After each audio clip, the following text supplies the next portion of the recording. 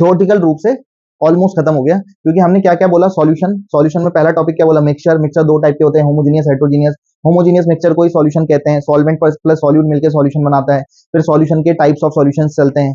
फिर types of solution के बाद बारी आती है किसकी, जो हेनरी लॉ है, P equal to K H X, Raoult's law है, P equal to P not into X, P B equal to P B not into X B, elevation in boiling point, delta T B equal to K B M या I K B M, van't of factor introduce करने के बाद, delta T F equal to I K F M,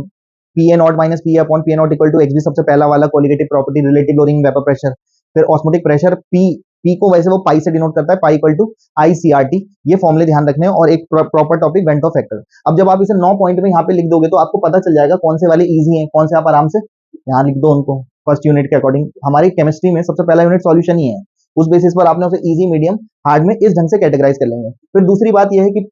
paper में जो अब आगे वाली slides में हमने देखा था कि हमें परेशानी हो जाती है कि हम प्रिपेयर कैसे करें, क्योंकि हम कैटेगराइज नहीं कर पाते टॉपिक्स को, सबसे बड़ी दिक्कत तो ये आती है। दूसरी बात ये भी आती है कि हमें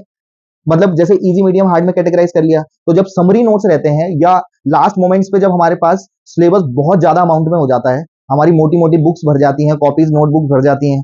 इतने सारे क्वेश्चंस रह जाते हैं, तो लास्ट मोमेंट हमारा सबसे इंपॉर्टेंट चीज रहती है कि वहां अपने आप को मैनेज करके चीजें आगे बैलेंस करनी है, क्योंकि सब कुछ याद किया, प्रैक्टिस किया, सब कुछ किया, वहीं उस दिन हलवा बन गया। तो हलवा या खिचड़ी बनानी नहीं है हमको, आसान भाषा में, सिंपल वे में